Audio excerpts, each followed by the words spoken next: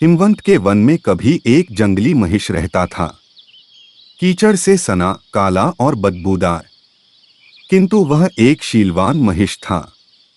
उसी वन में एक नटखट बंदर भी रहा करता था। शरारत करने में उसे बहुत आनंद आता था, मगर उससे भी अधिक आनंद उसे दूसरों को चिढ़ाने और परेशान करने में आता था। परेशान करता रहता था।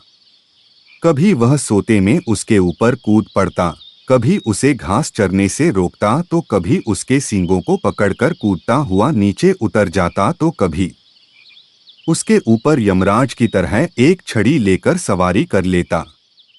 भारतीय मिथक परंपराओं में यमराज की सवारी महिष बतलाई जाती है।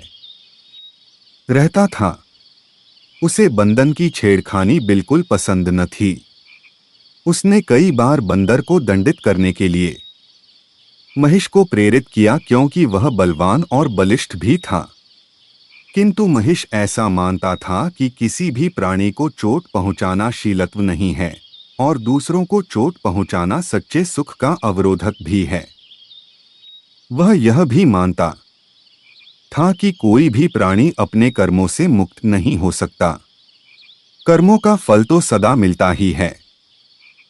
अत बंदर भी अपने बुरे कर्मों का फल एक दिन अवश्य पाएगा। और एक दिन ऐसा ही हुआ, जबकि वह महिष घास चरता हुआ दूर किसी दूसरे वन में चला गया। संयोगवश उसी दिन एक दूसरा महिष पहले महिष के स्थान पर आकर चरने लगा।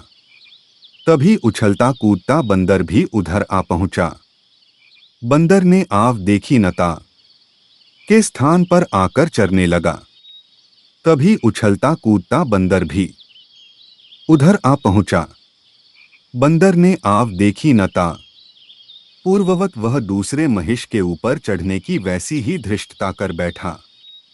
किंतु दूसरे महिष ने बंदर की शरारत को सहन नहीं किया और उसी तत्काल जमीन पर पटककर उसकी छाती में सींग घुसेड़ दिए और पैरों से उसे रौंद डाला। क्षण मात्र में ही बंदर के प्राण पखेरु उड़ गए।